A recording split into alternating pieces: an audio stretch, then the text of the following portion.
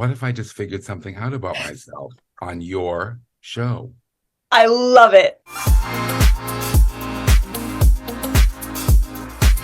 You're such a good host. I'm taking this to my therapy this week.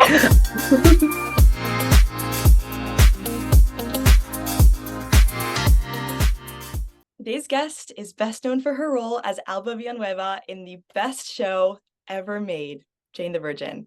I cannot believe I have the honor of saying this, but please welcome to the Zoom, Ivonne Coll. Hello, Hello. Paula. How are you? I could not be better. How are you? I'm good. Thank you. Thank you very Oh, much. Yes. I might even start to cry. I can't even begin to tell you how much of a fan I am of you and your work. You Mm. are the heartbeat of the show. That is the reason why I'm an actor. Oh my God. Oh my, thank you. That's such an honor to hear that because I am an actor's actor. That's Yeah. what I've dedicated my life to. And I train actors and I coach them and I give classes, I give workshops. That's what I love to do. Once Mhm. you get hooked into acting, it's like a drug. It's Yeah. like you can't give it up. Because it's an unending um, uh, technique because there are so many ways of approaching the work and everything. It's fascinating. To me, Mm. it's fascinating. When you hear that Jane the Virgin or any show that you've been a part of has had such an enormous impact in people's lives, whether it's their comfort show or anything like that, what does that mean to you? It's very interesting because I've done so many things. I had a 47-year-old career back in Hollywood and in New York as a theater actor. And I never thought that I would be in a show that would be a hit like that. But yeah, no, or that would be taken by people in such the way they've taken it with so much love and understanding. And I love the idea that it is a show about an immigrant, my character, who comes illegally to the United States of America, and then she has to stay because her husband dies. She's stuck in there. Then her daughter gets pregnant by who knows who at that moment. She's in a new country. Everything is new for her. So the trajectory, just to see the humanity in an immigrant, just to see the struggles, the life that you have that is as normal as the life that you have at home or abnormal, you know? I think that's what made the show great, that Jenny Snyder Ehrman, our writer, because this show comes from Venezuela. Mm, It was called Juana la Virgen. wow. Yes. And Juana la Virgen is about a girl who gets pregnant when she's a virgin. Uh-huh. But it doesn't have anything to do with immigration. No, they are in their homeland. They are in Venezuela. They're very poor, is what they are. So the mother lives, well, my daughter lives with me, and I'm still, my character over there is still like berating her because of getting pregnant, blah, blah, blah, blah. And, you know, and that's something we do in Hispanic culture. We hold on to our grudges a lot, We're very emotional people. So that's what my character does in Venezuela. And then Jenny changed that and shifted her to have this other life that is, I think, is the crux of that whole program. The fact that she is illegally there and that her daughter gets pregnant, but that her granddaughter and is a contributor to the nation. These are people who are going to be contributing to their lifestyle and their life in North America. So I love that about the show. It's Jenny Snyder Ehrman. God bless her. It's Yes. brilliant. It is, oh, amazing. Well, I can't wait to get into everything. Let's start from the very, very beginning. Where are you from? I am from Puerto Rico. I am Puerto Rican. I was born in Fajardo, which is a very small little town, a coastal town. And then I moved to the capital city of Puerto Rico. And then from the capital city, where my mother was a hairstylist, that's how I was brought up, by her ability and her art. She was able to give us the best education. a woman who had no shoes when she was 9 years old. Wow. So, no, no, no. To me, she is the most incredible woman in the world. And I based my character of Alba in my mother. Oh, beautiful. Do you So have any we, siblings? yes, I have one sister from my mother's side and a younger sister, and I have two brothers on my father's side because he remarried. Mm. So yeah, and one of my brothers lives here in Puerto Rico. He's a veteran of Wow. the United States Army or Air Force or whatever. I don't know. What But was your he, relationship like with your sister growing up? very different because my sister is very shy. Mm.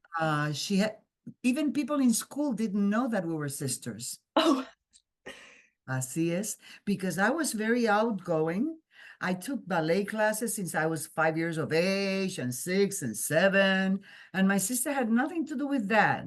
She is very much into accounting, into other things that have nothing to do with art. mm. And she likes to travel, so she would be traveling all the. She was working in a Puerto Rican airliner at the time that in the 70s, and she traveled the world twice, the whole world twice, with a backpack. So, Wow. she's very different. She has a lot of cats. I have only one. That's driving my cat crazy, and me too. Thank you. She has like 20 cats over there in the other side of the house because we share a house, Oh, but wow. her part of the house is over there. My part is here. Thank God. Do her cats ever wander over to your side? Oh, yes, they do. It's a terrible thing for my little cat, Boricua. I know. Her name is Boricua, which is it is the native name that was given by the Taino Indians, not Indians, the Taino people who lived here in Puerto Rico before the Europeans came. So Boricua means Puerto Rican. Wow. Yeah, that's why. So Yeah. cool. What did you daydream about as a kid? You know, I dreamt about being a nun.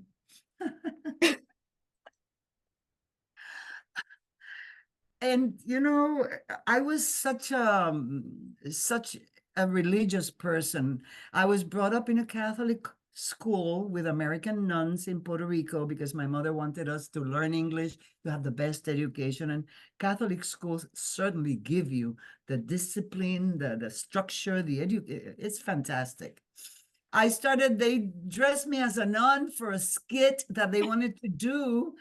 And I was like and I think I was taken by the costume, not by the vocation. That's hilarious. No, my vocation was acting. And I didn't know it.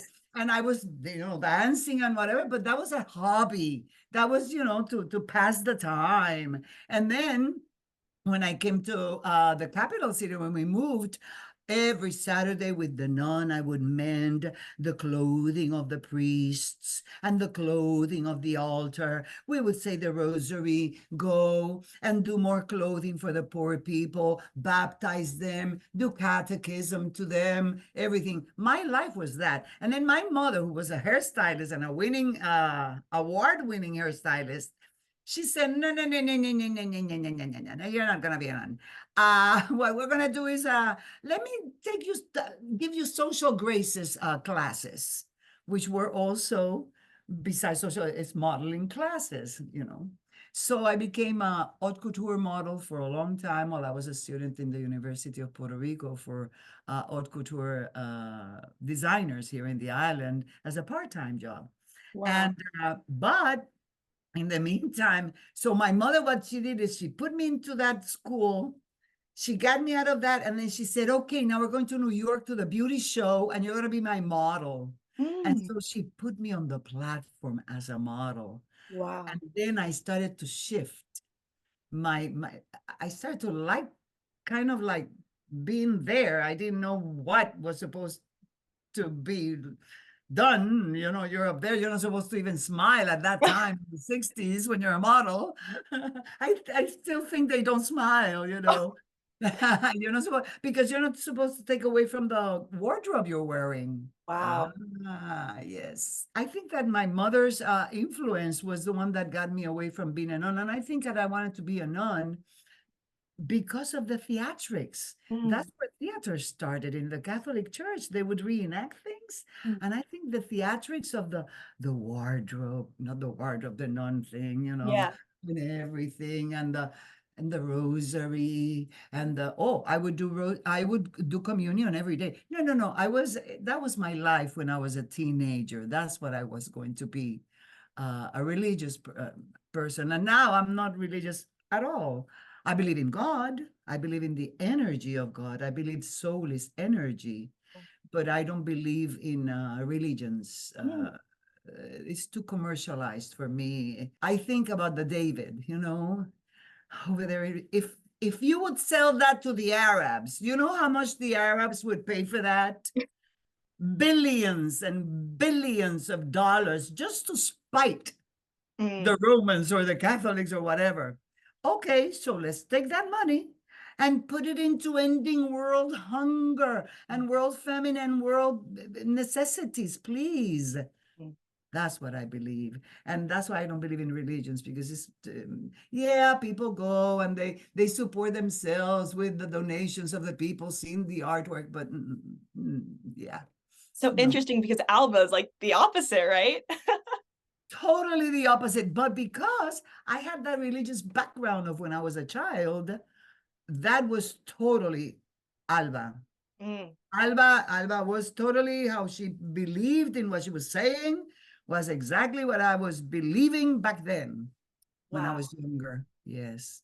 When you were a teenager, who were your inspirations? Mm, I love Paul Anka. I was the president of Paul Anka's fan club. Uh, I love his songs, his compositions are incredible, please. Mhm. As the president of the fan club, what did that look like? Oh, well, they would send me letters from the Oh, States, stating what he was going to be doing and when, and I saw him here at the Caribbean Hilton in uh-huh. person and at other events in Puerto Rico. Oh yeah, I loved Polanca. What about him did you love? I loved his compositions and I loved that he was cute. Yeah, he was very cute when he was young. Oh yeah, yeah, yeah. And but I mostly loved his music. But I didn't know because at the time in Puerto Rico, and this is something you guys don't know, when I started to model, and I was at the University of Puerto Rico, I got into the Miss Puerto Rico contest just because they would offer some money, $10,000. And I thought that's my master's degree, so that my mother wouldn't have to pay for it. And my mother said, I'll help you. I've done it with other Miss Puerto Ricos. We're going to make you Miss Puerto Rico. So yes, I won, but there were no money appeared, no gifts appeared. And this was for the Miss Universe contest. So Wow. what happened was that one of the designers that I worked for, she gave me all my wardrobe. She gave me everything for every time of the day so that I would be so well dressed. From there, when I came back to Puerto Rico, they gave me like some proofs in television to see if I could act, in those sitcom.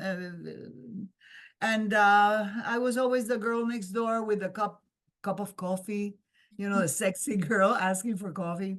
And so I got tired of that and I started to work with the producers and their stars that were singers.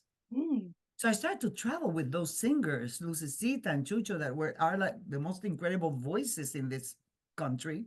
After a while, I was not satisfied and I dropped out of everything. I went into a commune. I became a hippie for I don't know how long. I did everything hippies do, which is drop acid and all those things. I don't even know how I have a memory and I survived it. How old were you at this point? I think I was like 21, around Wow. 21. Uh-huh. And so, and from there, one of my friends said, they're looking for showgirls in a show. And I'm like, showgirls, what is that? And they go like, with modeling, but with bikinis and stuff. And I said, oh, and it's Hector de San Juan, which was a friend of mine, a choreographer. And I said, oh, okay, I'll go to the audition. So I auditioned, they took me. So what happens is that I stayed there for like 9 months. We went to Santo Domingo, Puerto Rico, and doing the showgirl thing with the hands and the thing and the hats and whatever. And so they asked me if I could sing in the show. And I said, oh, let me ask a friend of mine if I can sing. So I went to a friend of mine who was a classical piano player. And so I said, tell me if I can sing. So he tried me and he said, yes, you can. And what we're going to do is forget about those people because they're going to put you in a bikini to sing. You're not that. You're not a vedette like that. We're going to make you like Rita Hayworth with the red hair and the Marlene Dietrich kind of makeup. That's what we're going to do. And your voice is dark and deep like Marlena's. So we're going to do you like Marlena Dietrich. Falling in love again. Very deep voice. Okay. So I debuted in a little coffee theater that was, for new acts and new artists and hippies So and you what. didn't do the other show. You were No, cast and then you said no. I know. I said no. I started Wow. my own thing. So what happened? I became a singer. Everybody in town came to see the show because the show was called Ivonne Coll Sings. What so, gave you this confidence? Was it your mom? yes, my mom is everything for me. My mom is an artist.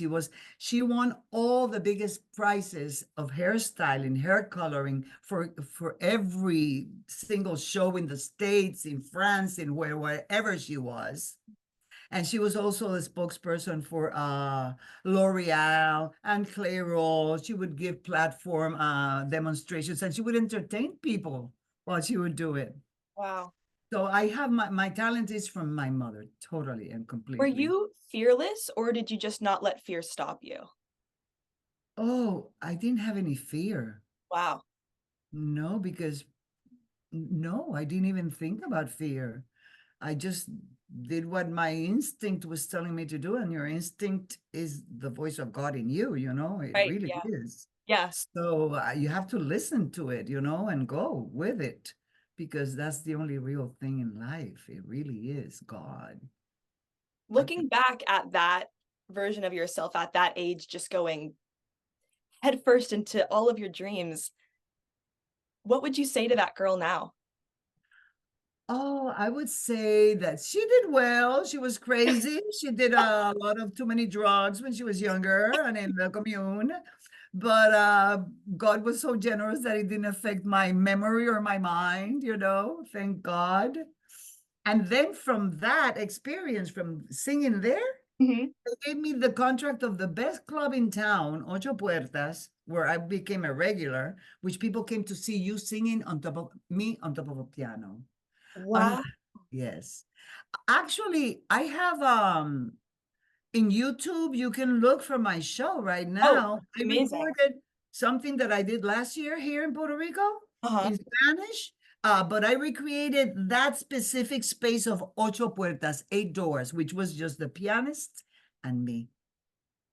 And I would sit on top of the piano and sing in English and Spanish. Yeah, take a look at it was the first time I sang like in 30 years, I think, since I became an actor, but Wow. Did you write your own music or you sang covers? No, I didn't even train as a singer. I was just, because I was with all these singers all the time, I was listening to perfect pitches and music. And I think that's what did it to me, that I had the pitch just because I listened to it. I had my own TV show, musical TV show, variety TV show called A Girl Called Ivonne Coll.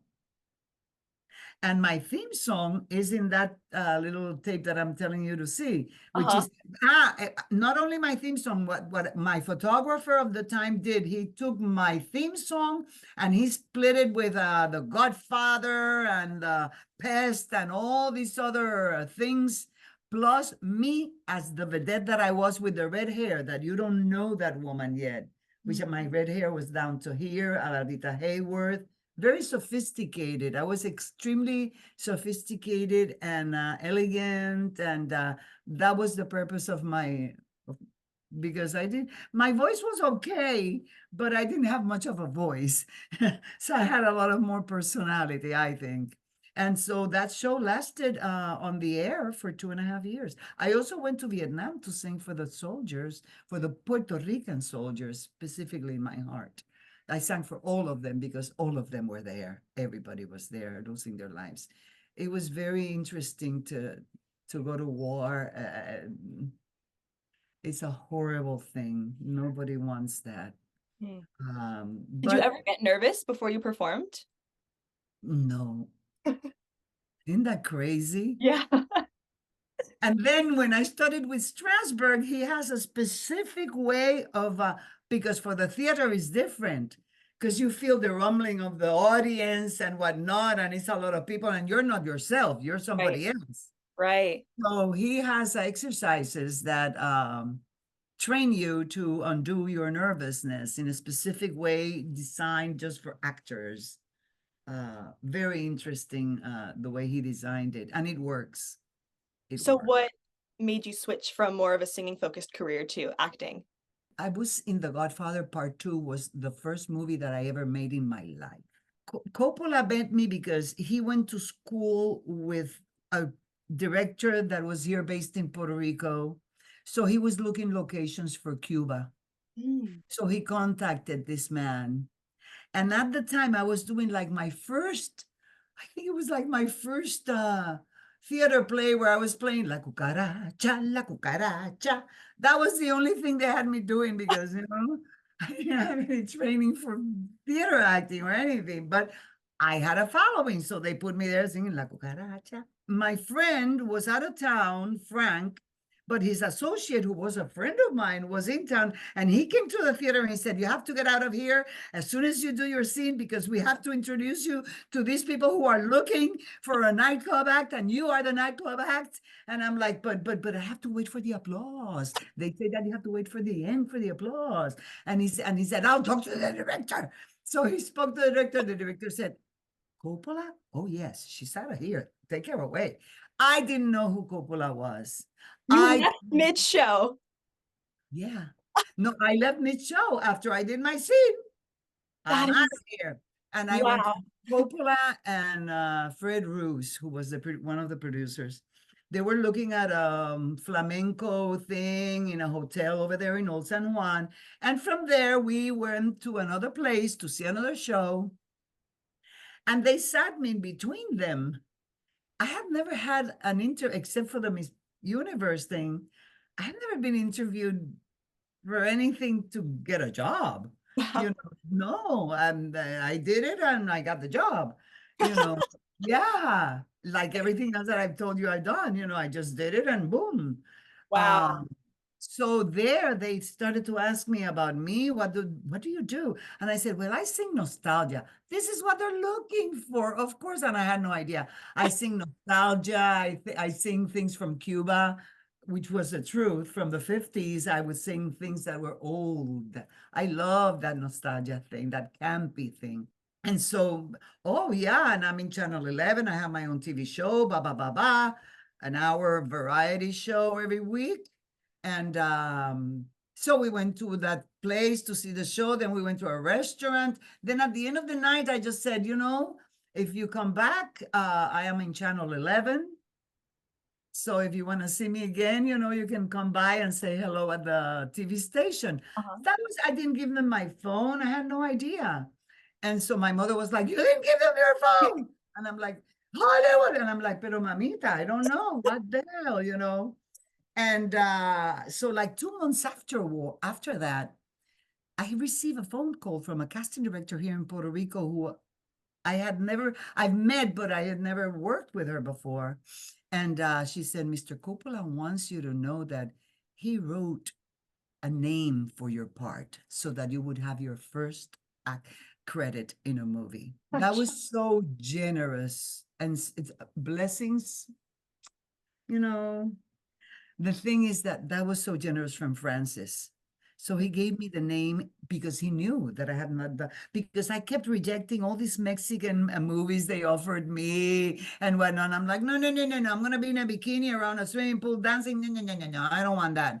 You know, because I knew when I went there, Theodora Van Ronkel has all this wardrobe. And I said, no, no, no. I have wardrobe from the 40s and the 50s that is made for me by haute couture in Puerto Rico. Let me bring it. And that's what I used in the show. Those are my wardrobes, personal wardrobes, the blue dress and the red dress, which is 100 yards of chiffon done by hand, pleated by hand. So she fell in love with my wardrobe, whatnot. I went to the first day in the set, I didn't know anything. So I went to Francis and I said, Francis, what am I supposed to be doing? Because I knew him, you know, but I didn't know anybody else. And he goes like, oh, just be yourself. And I'm like, okay. But that was the scene where there was it was like a porno kind of Oh, no. show.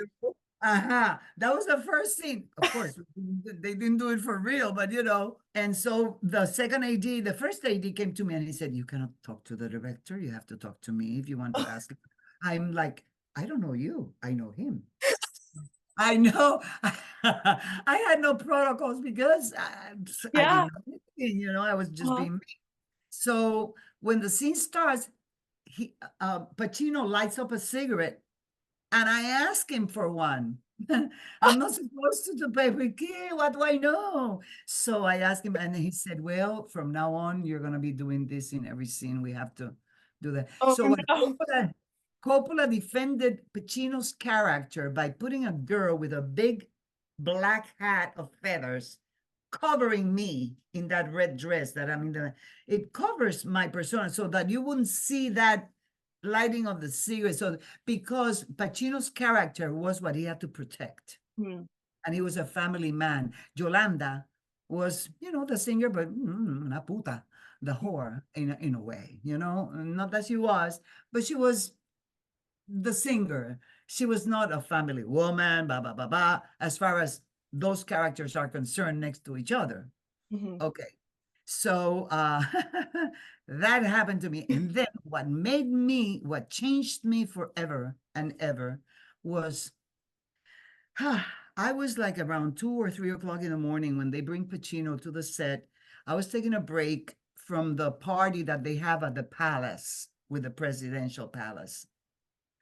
And I was sitting on the floor. Pacino came on the set, out of the set, but Coppola talks to him and I watch. I don't know what they're talking about. I know that when they said action, Pacino changed. His face became red, his eyes, everything. And I said, okay, how the hell do you do that? What the hell? I want to learn to do that. And then he walks over to Fredo. And that's the preparation to walk over to Fredo. That's not even a kiss yet. Because I was in the scene where he gives him the kiss. I was in the background dancing with my senator, whatever. And Coppola was so generous that my name is said like 2 times in the show. And here's the star of our show, Yolanda. And then when Pacino asks the senator, what would you like to drink? He says, I'd like a red-headed Yolanda. So seeing Pacino doing that changed my life forever. Wow. I went to Theodora Van Ronkel, the dressmaker, right? And she very intelligent. And I told her, I said, I want to be an actress. How do you do that? And she said, tomorrow is Strasberg's child 3rd birthday. There's a party in the hotel. I'll bring you with me and you'll meet him. And that's Wow. how we met Lee in that little party. And then then years later, when I moved to Hollywood, I ended up teaching at the Lee Strasberg Institute. And who was the director then? His baby, David. Oh my Was already God. a man, of course, you know. So that's what changed my life forever, seeing Pacino.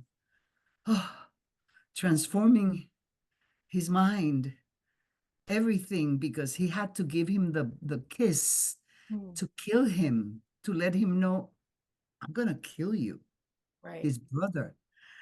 And I didn't know that that was going on. I just know that when his demeanor changed and he didn't do anything, he didn't go like, or anything. No, he just stood there and everything started to come up. I have never seen anything like that. Wow. So that's what made me become an, and I said to Lee, Theodora says she wants to become an actress, and he said, well, if Francis cast her in this, she can come and study with me, of course. And then I came back to Puerto Rico, resigned from my TV show, took a few classes with a man who became my mentor, who was Tony Martinez, who was Pepino in something called, in a show in the States, The Real McCoys. Hmm. He was Pepino for many years in that show, and then he retired back to Puerto Rico. He was friends with my then boyfriend, and that's the guy who told me, no, you cannot stay in Puerto Rico or in New York. They'll call you to sing. Let's bring you to Los Angeles. My ex-wife is there and my teachers are there. There you will learn. And there you will stay away from singing and from performing and doing anything. You will only be a student of acting. Wow. Uh-huh. And so he guided my steps, and I'm so grateful to God for that, because yeah, he was the right person at the right time. But what I feel is that you have to speak out sometimes. You have to ask for things. You cannot be like wondering in your heart, oh, I desire this is what I would have wanted to do. No, if you would have wanted to do it, you would have done it.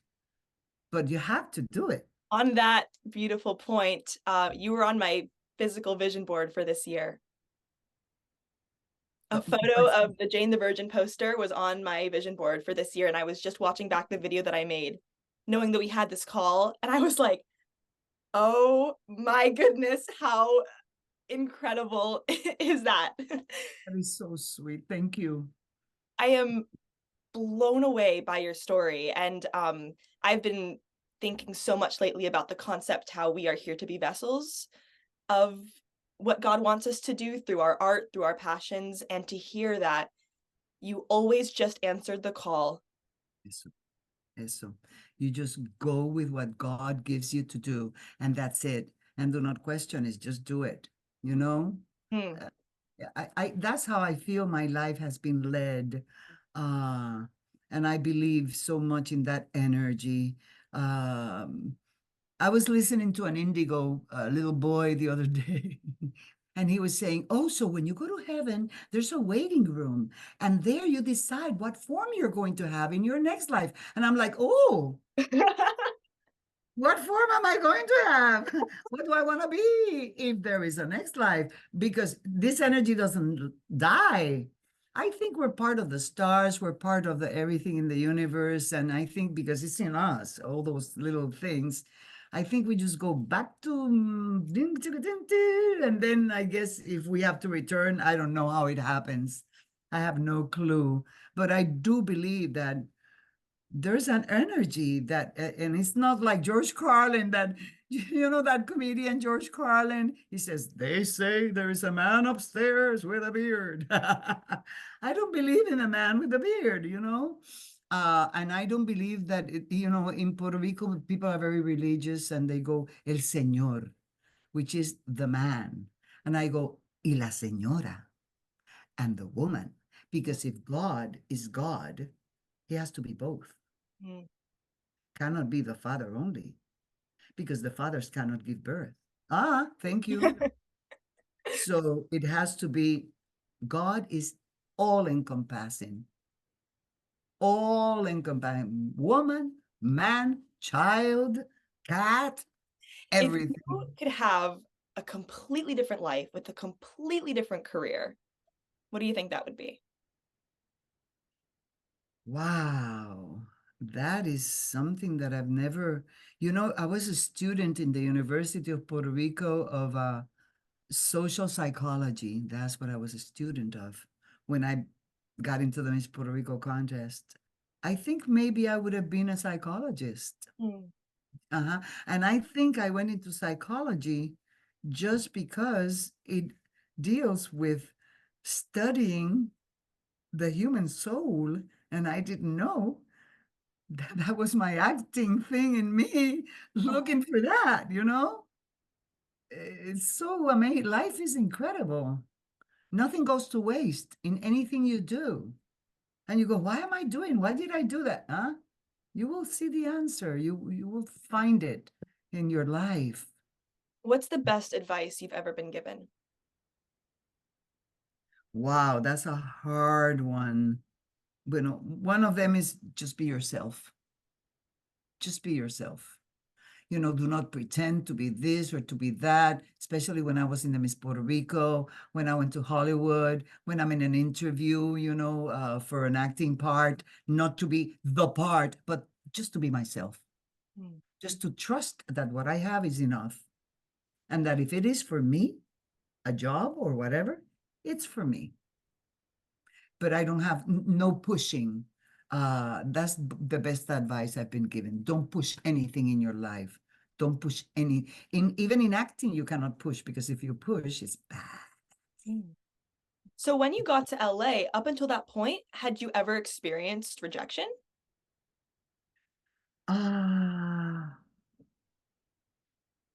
When I got to LA as an actor or as a student, I didn't do much. Just a student, you know, Right.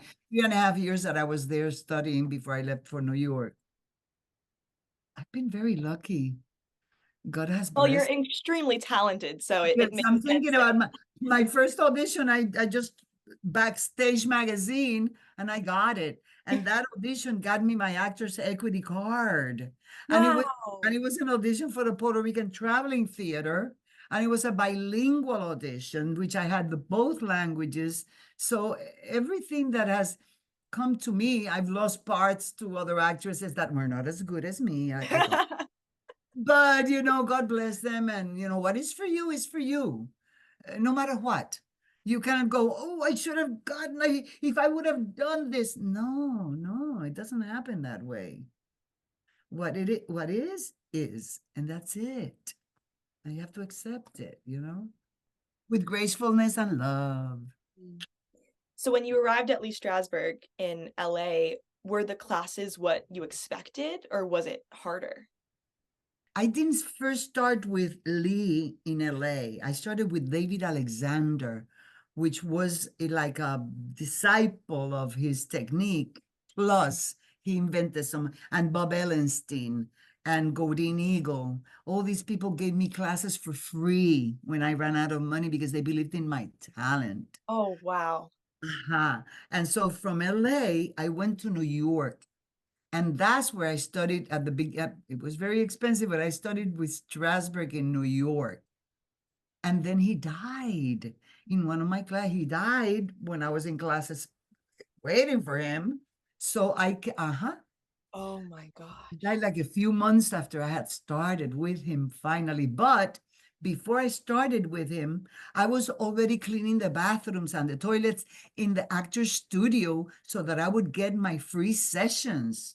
And that I would see him, Ellen Burstyn, Al Pacino, Arthur Penn. I would see all these incredible people moderating those sessions. So I was already learning and seeing what it was, what a private moment in sense memory acting, which was developed by him, by Strasberg, was, because I would see Ellen Burstyn doing a private moment of Sarah Bernhardt in a play she was going to be doing Sarah Bernhardt. So before I went to Strasberg, I was already just sweeping and cleaning bathrooms in the whatever had to be done so that I would get a free session in the actor studio. And at the same time, I was already still working at the Puerto Rican Traveling Theater. They kept on giving me works and works and works and works, which were wonderful works. By the time I got to Strasberg, I had already known him in the actor studio like for a year.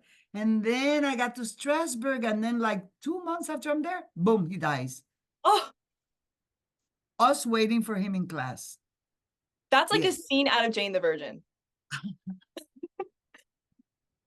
Wow. Yep, that's how it happened. and Anna had to come in and tell us. And it was very interesting because she said that when the ambulance arrived, he died of a heart attack, of the heart failure. Oh. She said until the end, he was method acting teacher and actor, because in the end, when they asked him, "Sir, what are you feeling?" And he said, "I am experiencing a heart attack."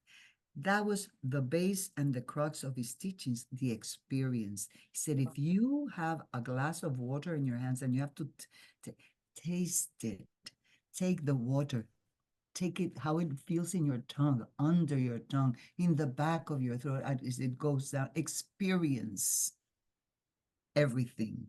All the sensorials that you did for him, he would ask you to experience, not to do the exercise, but to experience the exercise. That's a beautiful way to live life, even outside of acting. Yes, it is. It is a perfect way to live life, because then you're not wasting your life. Right. You're really experiencing this realm, which we're here for not so long. We're not here for a long time. So we gotta experience and have fun. Be happy. The most important thing is to be happy in this realm. That's the most important thing. Yeah, you're happy. You respect everybody, have love for everybody. And who doesn't love you? Well, you know, what can you do? Who doesn't love you, that's their lesson to learn.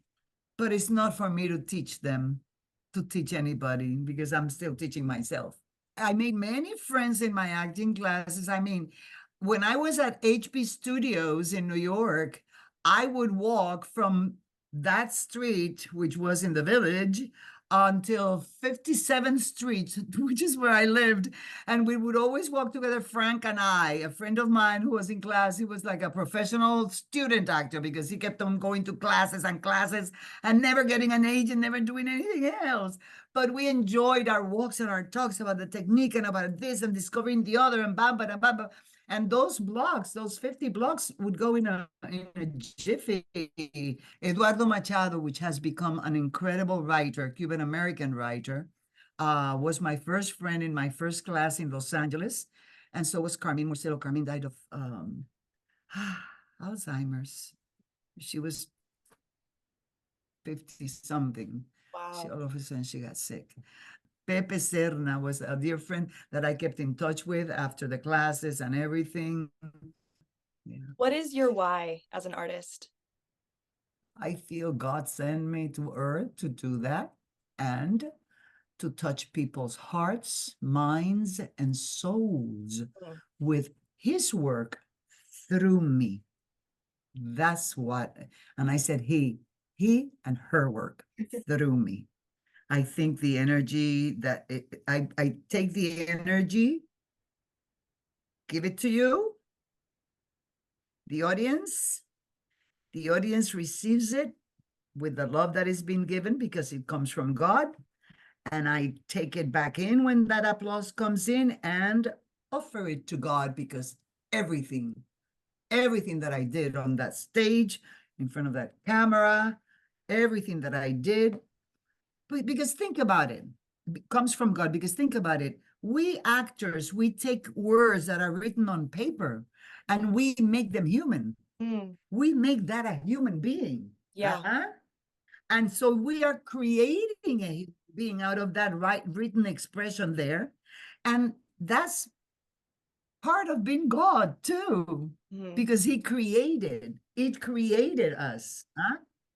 So we, the writer is creating when it writes it, but we bring it to life, because you cannot put a book in the middle of the stage to play itself. Right. You need the actors. And I think the actor's job is to just to communicate the message of human beings, which is the message of God within us, to all of us, so that we can understand each other. And then we don't, because I just saw Napoleon. And then when you see Napoleon doing, and then the battles and the cannons and you go, This has been going on forever. And then you turn on the TV, and then you see Gaza, and then you see Israel, and it's the same thing. So, what are we learning as human beings on earth? What are we learning, or what haven't we learned that we keep on bombarding each other? And it's something that is, very interesting, just to see that Napoleon brought me to the now. And I thought, oh my God, so nothing has changed. The human being doesn't realize that it is like the other one that it is attacking. It's very interesting, Yeah. our lives, that we're able to see, what was in the past through movies and television series and everything, and what is happening right now, which is the same. Yeah. Still the same old story. A time for love and glory. Case of do or die. Sí, señora. So what brought you to New York to then perform on Broadway? Because when I went to LA for 3.5 years to study that acting technique, I wanted to go to my then manager, Tony Martinez, was doing Man of La Mancha in Los Angeles with Richard Kiley. He was the one who did the most Sancho Panzas ever on Broadway, my manager, Tony. Wow. So he was there, and they were going to New York, and he had a trailer. And he said, okay, would you like to come to New York and study there? And then you can hop on the trailer with my wife and my secretary, and we'll go cross country. And that's how I did. I went cross country on that trailer to New York. And because I wanted to study acting techniques with Strasberg, of course, but also to do theater work. Because to me, the most important thing at that moment was theater work, because you vibrate with the audience is alive with you, the other human being is getting messages and learning things from what you're saying through the author's lines, which are God's lines. So that's I got to New York because he took me in a trailer. He said, come and let's go to New York and do theater. Wow. And as soon as I got there, I tell you, I applied for an audition. They gave the audition to me, and they gave me out of 6 plays, 6 one-act plays they were enacting from Spain that they had translated into English. I was the protagonist of 3 of them. I was the main lead. Wow. So yeah, that's how I started in New York. I know. And then I had waitressing jobs. I cleaned houses, whatever in between jobs. Oh, and what happened, look at this. This happened to me too.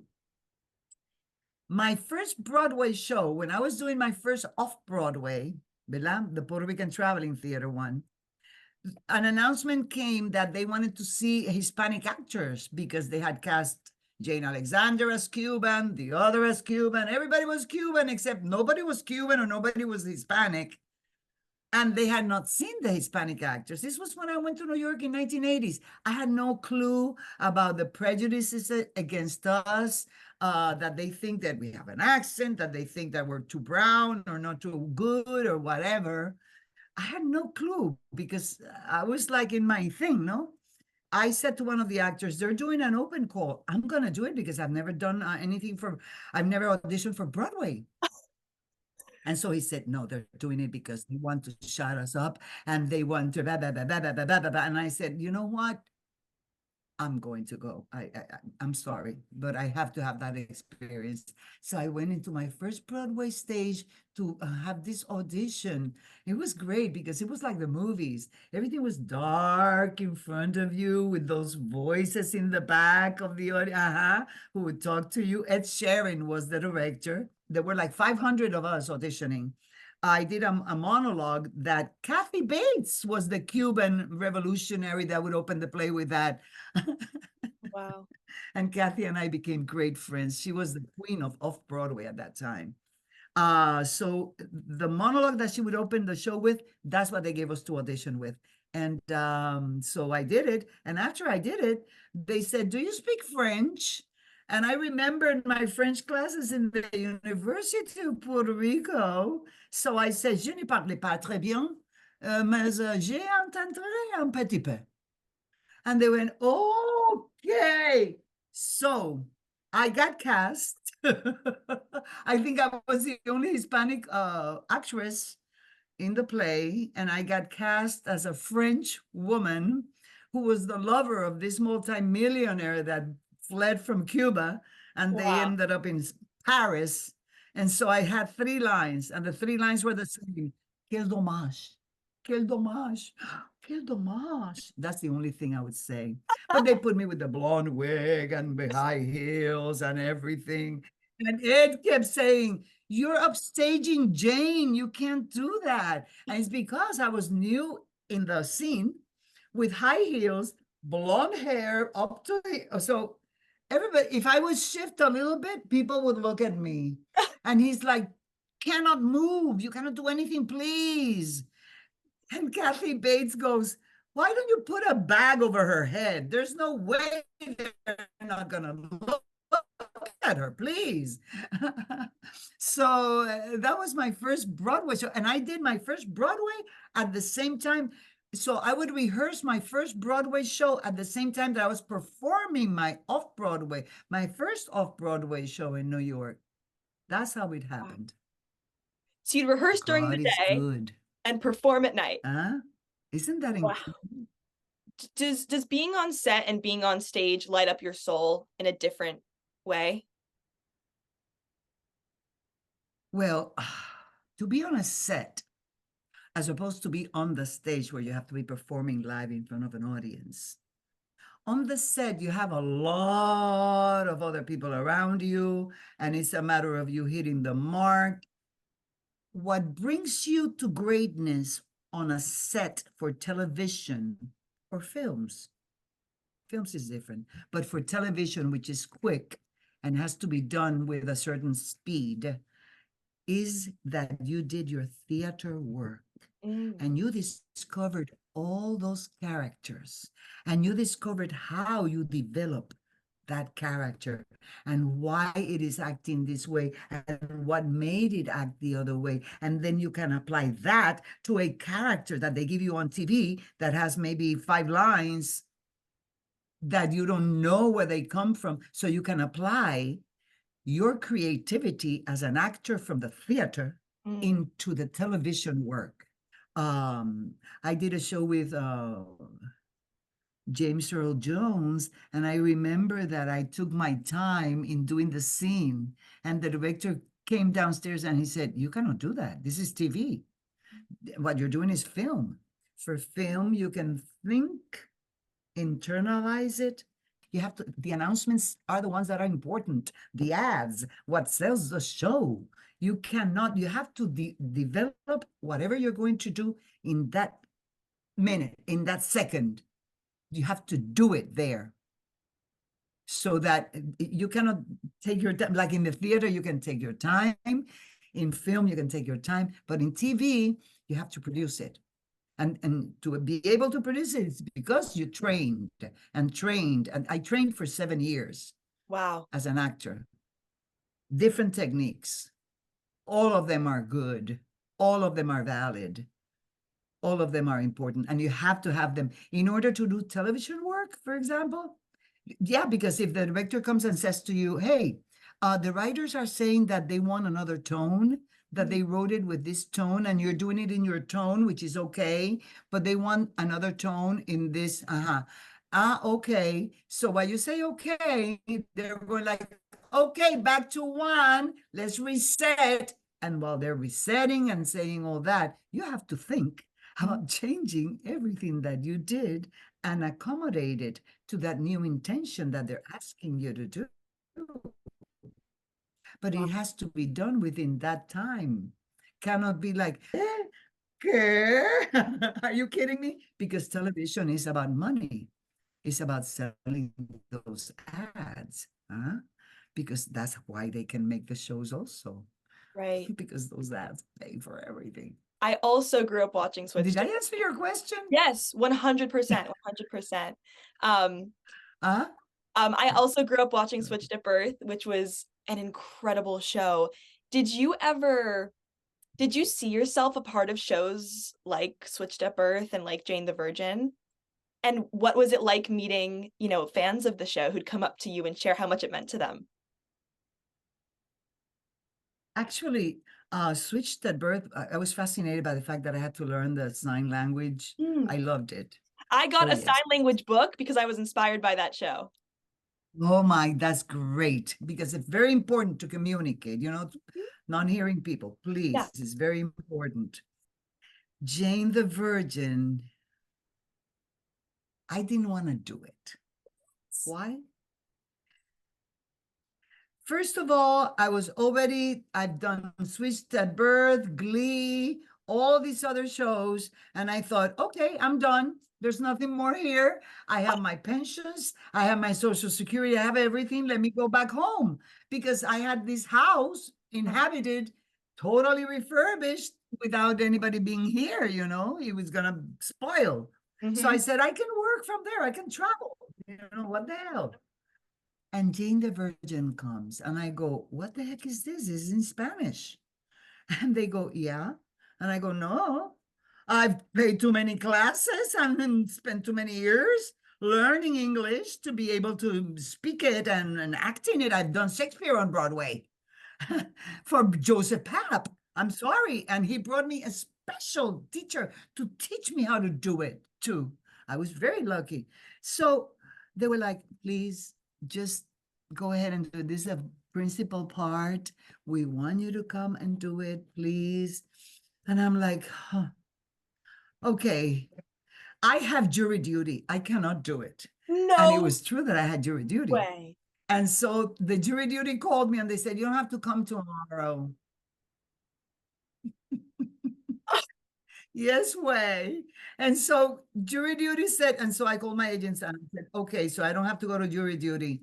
Let me go entonces to that audition. And the auditions that I do, because the first pilot I did in LA, I booked my first pilot as a principal. Of course. And because I've been, God is good. And because I booked it as a principal, I don't have to go to casting directors anymore from there on. Wow. I just go to producers, because you were already approved by ABC. So what are they going to, and a network approves you and you have to go to a casting director? It works different over there. So I got to LA and I got my first pilot. And I did my first pilot ever. I was the mother, of course, because Latinas, we play a lot of mothers. But the thing is that that was my first pilot. This one was like 20 years after I did my first pilot or something like that. And I went to leave LA, come back home. And so I went to the audition and I had to compete with somebody else that I'd never seen before, a woman there.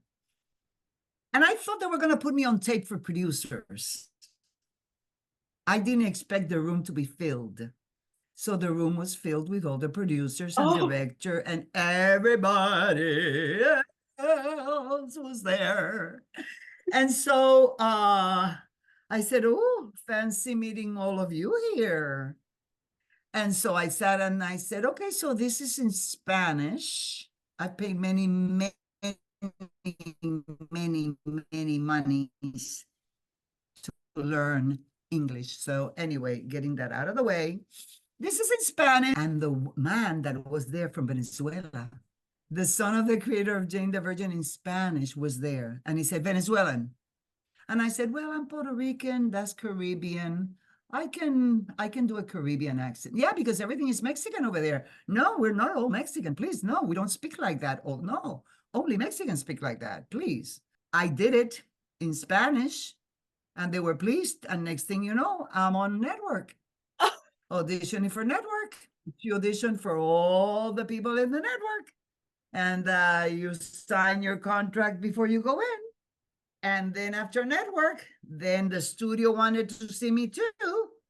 So the studio said, no, we have you on tape. We don't need to see you anymore. After I spent a half hour in that parking lot waiting to do that audition. And the casting, they won't let me in. And I'm like, como que I'm not in the list? I'm in the list.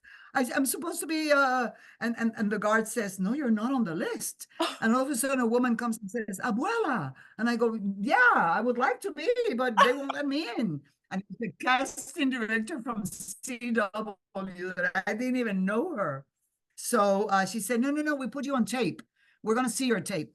And next day after that, I was going to the movies with Jack, the one from that taught me the sign language, the one that is Marley Madeline's translator.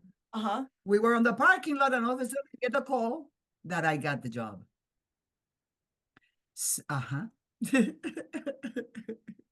So that's how it was. But it's so amazing that I didn't want to do it just because it was in Spanish.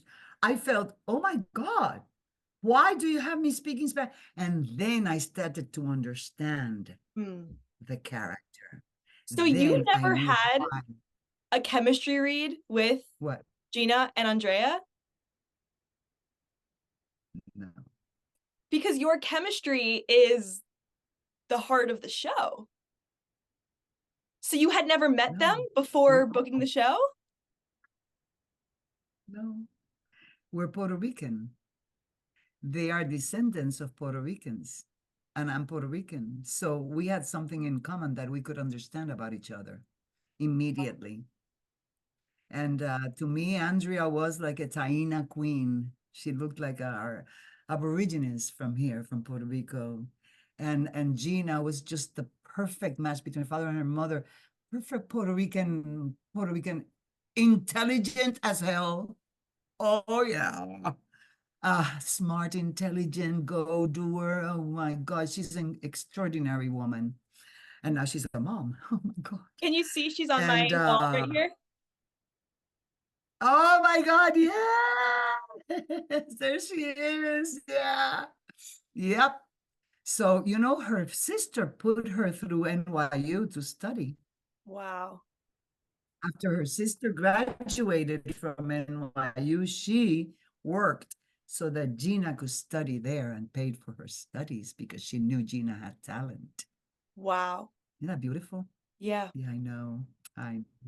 We met after we had auditioned. We met at Jenny's house, at the writer's house, just to do a reading of the, to meet each other and to know who was who and who was what. And then we did a reading of before we did a reading for the network the next day. Wow. Yeah. Did you know when you read the pilot that the show would turn into what it did?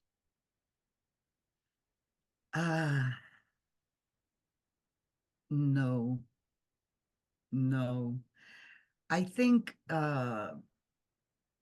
what made it what it is was the fact that she changed that premise into blending that immigrant story to the immigrants' kids, American kids being born here. I think no, it was what it was, you know? Yeah. Oh my gosh. What are you proudest of in your life? Oh, I am very proud of being part of this beautiful country of Puerto Rico.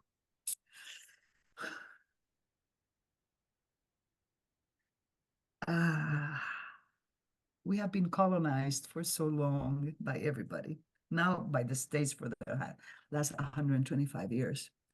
And I feel that some things that I had there in the States, of course, when I come here and I see the way we are, it's like we're less, but we're not less when we have to serve the Army or the Air Force.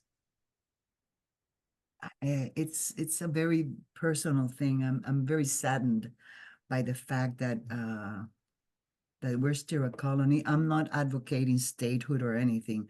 I would advocate to be autonomous, to have our own culture, to enjoy it, because many people have already forgotten about it. It's like, or because when you're a colony, you don't validate what you have as much as you should, because you feel that the other is the thing, the statehood thing. Oh, yeah, let's become a state and then we're okay. Oh, but you have to learn English, all of you. Hello. Almost nobody here speaks English because this is a Spanish country. And in spite of the fact that it's been colonized for so long by the States, I learned English because my mother took the opportunity of the nuns and the American nuns and blah, blah, blah, and she knew she was giving me a tool. And I am very saddened to know now that I came back that they've taken those classes away from that it's not like even my math books, biology, chemistry, whatever, they were in English and the classes were in Spanish. So I had to learn the language from the inception of the language, not by ear, but by knowing how to construct it. Wow. Well, that's gone. They don't teach that anymore. And I feel that if we're a colony of the United States of America, we have to learn the language, but to keep us ignorant, I do not appreciate that. Huh? And so I'm finding a lot of things that are like I spent 26 years of my life in Puerto Rico before I left for the States. Wow. And 47 years in the United States of America. So I've been out there longer than I've been here. And that's why I know the differences that what can be improved or not. Not that we become Americanized, but that knowing two languages is very important. You know, I was next to an American the other day in the Walgreens pharmacy, and I told her, she lives here, and I said, you have to learn Spanish. She looked at me and she goes, well, I've been here and I speak English. And I said, yeah, but you're in a Spanish country. You have to learn Spanish because when I go to America, you tell me you have to learn English. So you have to learn Spanish in mine. Because everything is advertised in American, but like, for example, even Google, people say Google. Oh, this is a question that I've always had watching the show. You have to pause for the narrator to add in the voiceover, right? No. I think the narrator does it on a sound stage. Right. On a different sound stage, not with us. Uh-huh. Right there. No. That I remember, I don't think that we ever had anybody even say his lines, Wow. No. So when you then watched, did you watch the show? Yes. What did you think of it? I thought it was beautiful and I thought it was honorable because we were being presented as working class people, not as maintained, not as illegally doing shit and doing things. No, we were decent people trying to make the best we could and working to support ourselves. And she owns that immigrant woman, Alba Villanueva. She owns her house. She owns it. And that last take, I'm doing a biography here in Puerto Rico with a writer, and she put that last take, which is the three of us sitting on that porch before they leave. That was the last take of our show of us together. Wow. That touches my heart because it's when the children leave the house. But by then, Alba has a husband. Right. So, but it touched my heart, everything she did, because she did it with carefulness and without stereotyping us in anything, that's very important because we're Hispanic actresses. When you get to be my age, I got to Los Angeles when I was 42. So I was already old for what they say, So I played lawyers and I played doctors and whatnot because I was the new face in town. But then I started to play the mothers, and that's what they have for us. They only have mothers and grandmothers. Mm. They rarely, only when you're young, it is when they give you the career, and usually you're a detective or a policewoman or a firewoman, a firefighter, or but they don't let us as Hispanic actors explore a lot of things in Hollywood Mm. about parts. We are very much, especially when you get to be a certain age, it's only mothers and grandmothers. I just did another grandmother for a Hallmark. Oh, Yeah, wonderful. But that's it's what I a love tick. about Alba. She is the grandma, but she has her storyline and her life and her passions. Yes, yes. But that's the writer. You Mm. see, we were fortunate enough to have a great writer that gave us even Gloriana. You know what Gloriana is? Mm. Gloriana was the name that Elizabeth I had for herself in Wow. her intimacy. Wow. And how does Jenny comes in? Because I asked her, I said, Gloriana. And she said, oh, that was the name for Elizabeth in Wow. her room, in her quarters, Gloriana. And I'm like, oh my God, yeah, because she was Elizabeth de Aragon's daughter. She was the daughter of a Spanish queen, the Queen of England. Yeah. What is your biggest career goal and life goal at this point in your life? I want to become a better person from everything I've learned in life. I got to work with Project Angel Food, with Course in Miracles, with Self-Realization Fellowship in the States, and I learned a lot about myself and about giving.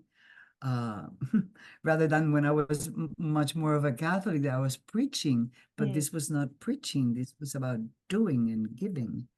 Um, so I learned a lot about myself as a spiritual being.